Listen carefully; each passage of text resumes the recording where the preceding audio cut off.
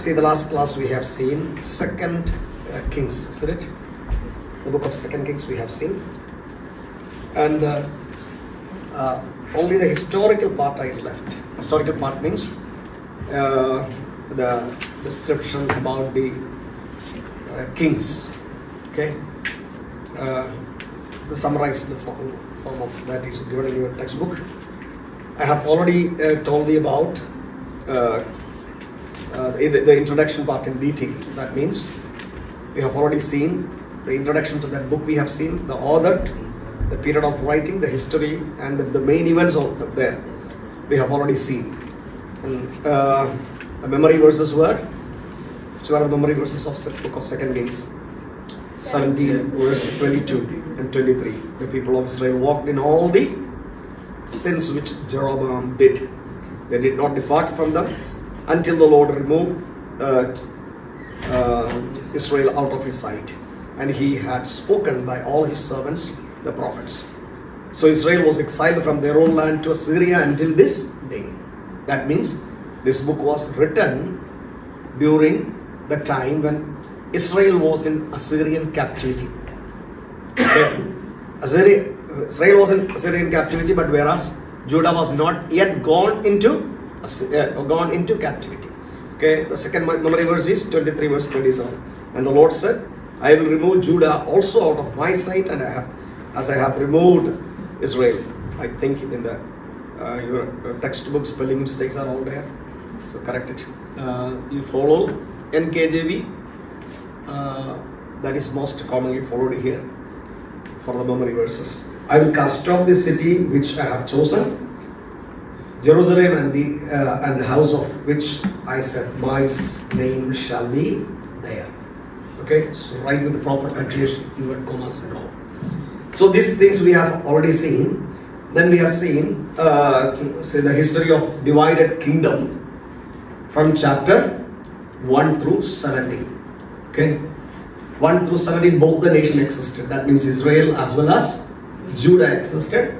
So the parallel history went up to chapter 17. So you see interchangeably the story of kings of Judah and then kings of Israel. Their history is sandwiched. That means the history of, or the story of one king of Judah or Israel is mentioned. Then immediately it goes into the parallel story of the king from the other nation. That is how it goes. So that is why sometimes when you read this book, you may have a confusion. You may have you may be confused just to see how it is coming. So don't get confused. See, think about a person who is writing the story of India and Pakistan. Okay, because originally they were. So anyone who is writing this story till 1947 will be that. Yeah, it's a common story. It's a united, but because India was not divided into two. Okay, then after 1947, it will be the history of two nations. So what is happening? Sometimes about our president or prime minister is written. Then immediately after that, during the same time, who was the prime minister of Pakistan or what are the incidents that happened there? This will be written. This is the way till chapter 17. Then from chapter 18 onwards, you see what? There you see again one nation. That means the northern nation. The northern kingdom is the kingdom of Israel, has gone into captivity. To which country?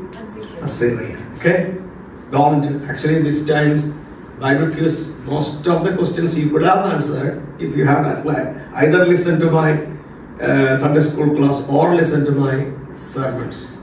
Okay, many of the questions recently I mentioned in one of the sermons. Okay, so pay proper attention. You may be able to answer not only the answers to these questions from the Sunday school, also you will be able to answer questions in Bible quiz or some other places also. Okay, and then chapter 18 onwards, you see that only the kingdom of Judah is existing.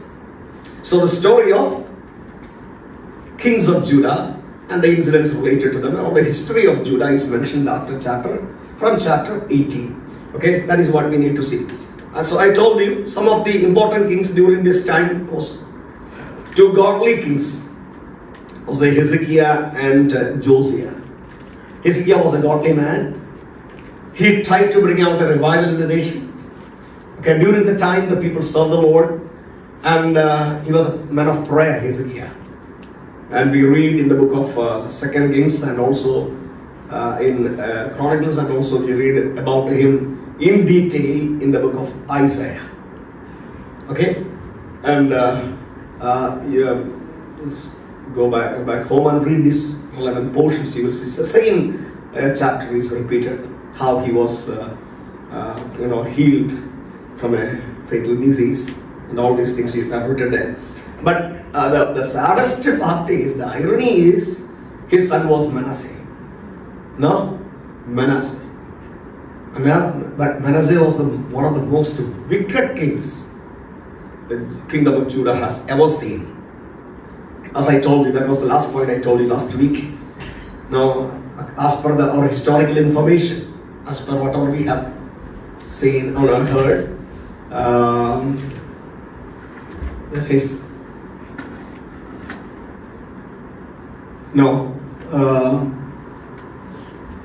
what is it? This Manasseh, the king of Manasseh, the king of Judah, Manasseh, he killed the prophet Isaiah. I told you last week. Okay, the soul slender. That is what we can infer from history.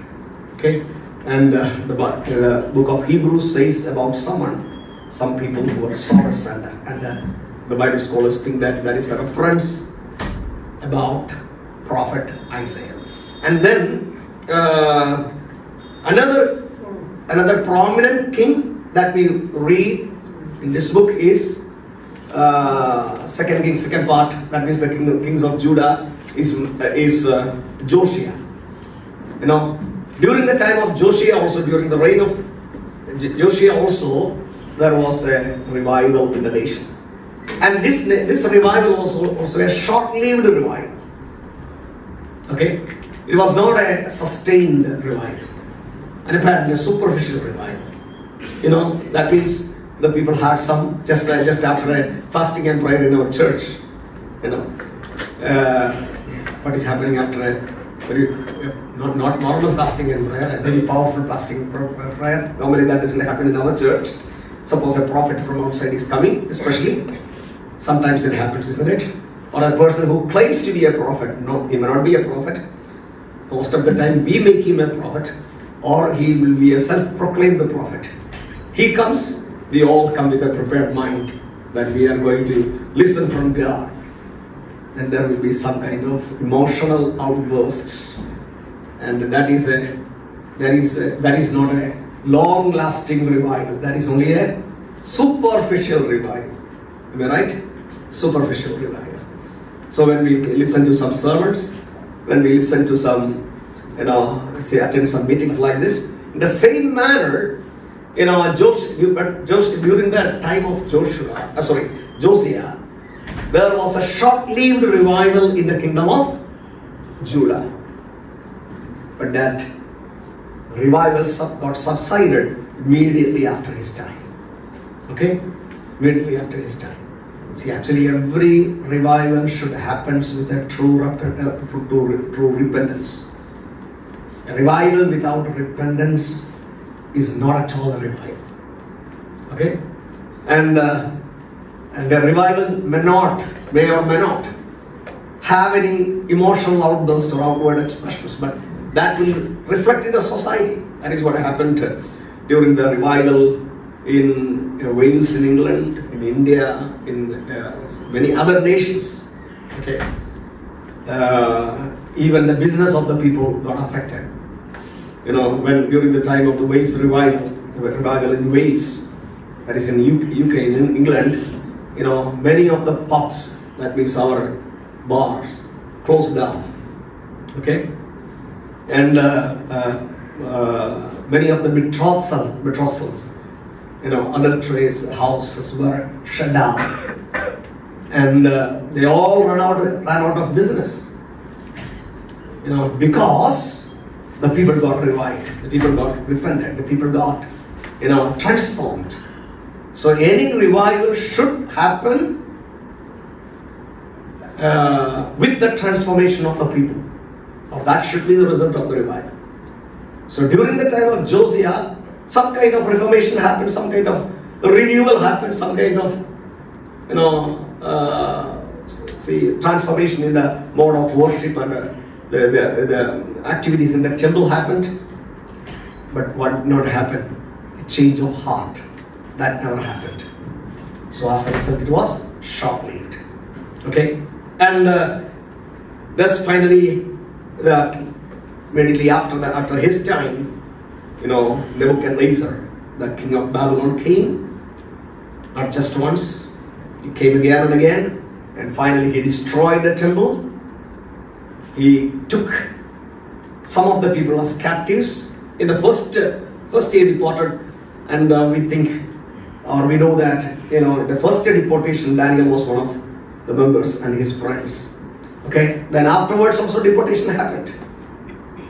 Okay, and in another deportation, Ezekiel was there, and finally the temple was totally destroyed, and most of the good people, efficient people, healthy people, most of the people who could work, okay, who could be used as slaves, they were all deported to various parts of Babylon.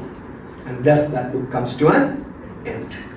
Okay, so till chapter 17, you see the story of two kingdoms, Israel and Judah. And in chapter 17, Israel was taken as captive, gone. Israel has gone into captivity, into Assyria. Only the nation of Judah survived. Okay, and we have seen in that memory verses, that is 23 verse 27, the Lord is speaking to Judah. I will remove Judah also.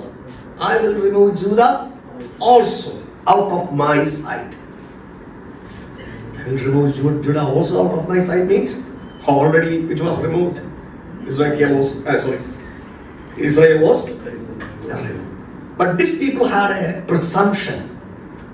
They had an assumption that they are God's own people. Israel was also God's own people. But one of the other advantages, they had some advantages, that is the kingdom of Judah, had some advantages over the nation of Israel. You know what was that? Their capital was Jerusalem. And what was the speciality of Jerusalem? Solomon's temple was there. It was God's temple. So the people thought that as long as the temple is there, nothing to be afraid. Because it was a wrong theology. They thought that God will never destroy his temple. God will never destroy it. So a false security. A false security. But actually, even this week I was meditating on the 1 Kings chapter 7 and all. That means, that says about the dedication of the temple of Solomon in Jerusalem. God very clearly, in black and white terms, without any gray things, God told him, if you sin and do not pay attention to my word, I will destroy this temple. Very categorically God said to the people. But still they had a false assumption that as long as the temple of Jerusalem is there, they are safe. One of the prophets, not one of the prophets, Isaiah prophesied about against this false security. Jeremiah was a man very vocal against this. Okay? Jeremiah very clearly said, you will be taken to captivity. You will be taken to captivity. But what was the problem? Have you read the book of Jeremiah? Jeremiah had to face false prophets. In the world, always false prophets are a majority and the true prophets are a minority. 400 plus people were on the other side of Elijah, and you don't find anyone standing along with Elijah, another prophet. Okay? Elijah was a lonely man. So 1:400 plus is the ratio. So false prophets are always a majority. Soothing prophets. While there is no peace, they prophesy peace, peace. That is what you read in the book of Jeremiah. There is no peace at all. Everything is in chaos. The nation is going to dogs. It's going to come to an end. But what did the false prophet say? Don't worry. You look at our nation, everything is peaceful. That's what they prophesied. But Jeremiah had a different message. What was his message? The nation is going to come to an end. Okay? And if a person is, our government says everything is okay. But one of our leaders from the opposition party comes up and tells us that no, the neighboring nation is going to attack us and defeat us. What will you think? What will the ruling party say? He is a spy of that country. He is a betrayer. Am I right? That person should have got some, not some money. Okay? And betraying the nation. The same thing happened with Jeremiah. When Jeremiah said, the king said, the prophets, the false prophets said, most of the prominent personalities who lived in Judah said, he is a betrayer. He is a spy of Babylon. Nebuchadnezzar has given him some good offer. And maybe to make him a prime minister in one of his provinces. Okay? Maybe some heavy offers. He is a betrayer of the nation. That means he is the person from the enemy's camp, not from our side. That is what that means. So what happened? Many times he was persecuted. He was put in a dungeon. He was infected many times. He was imprisoned. He was in chains. He was beaten. He was persecuted. Am I right? But what happened at the end? Have you read the book of Jeremiah? What happened at the end? What Jeremiah said came to pass. Okay? What Jeremiah said all happened one by one. Okay? You don't see the false prophets who prophesy very vehemently and boldly and vociferously that the nation is never going to be in exile. They all perished. Some of them might have gone to Nebuchadnezzar's nation, that is Babylon, as captives. Okay. And another part of the story is that Jeremiah was allowed to stay in that country. Maybe even to Egypt, that we see. So this is how the history goes. But why we learn this history? Why we study this history? Because through this history, the plan of God is unfolding. Okay?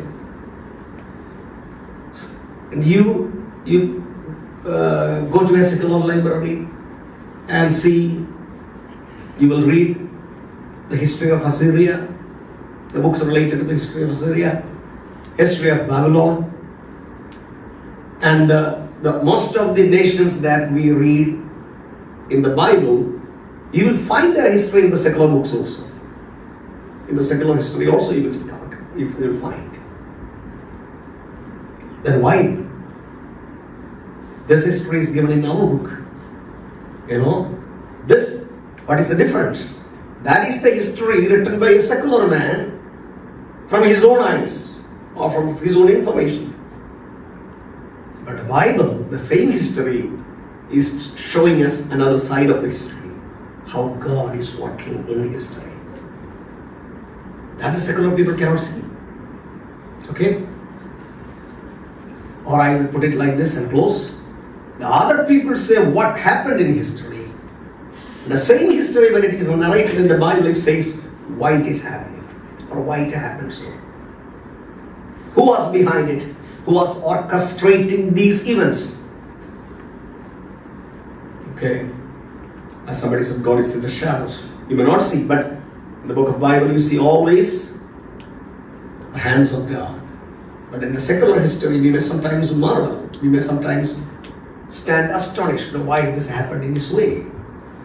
What is the thing we need to understand? We need to understand that God was behind it. Even in our modern history. Even in our modern history. Now you all have the information at your fingertips. You just listen, you just read about or watch the videos about the 1960s war of Israel or the formation of the nation of Israel. Even the secular YouTube channels and secular journalists, they express their astonishment why these things happened in this way. Okay? God's hand is behind it. God's hand is behind it. So that means we may not see the epiphany of God before our eyes or in our prayers, no, among us or in the midst of us. But remember that God is still working. So that is what the message of all these historical books. I am not just telling you the Sunday school lesson. Okay, that is the story of all these lessons, all these books. God is working. God is great enough to change the course of history. Then let me ask you a question: if our God can change the course of history and control it, can He control our lives? Absolutely sure. That is the trust we need to put in our God. Okay? So thus the 25 chapters of this book, that is the book of 2 Kings, come to an end. Now we go to the book of 1 Chronicles and 2 Chronicles. That 2 Chronicles and 1 Chronicles both repeat the story written from actually Genesis itself, or more elaborately 1 Samuel. 1 Samuel, 2 Samuel, 1 Kings, 2 Kings. The entire history is summed up in both books, 1 Chronicles and 2 Chronicles, from a different perspective, from a different angle. That I will tell you in detail next class.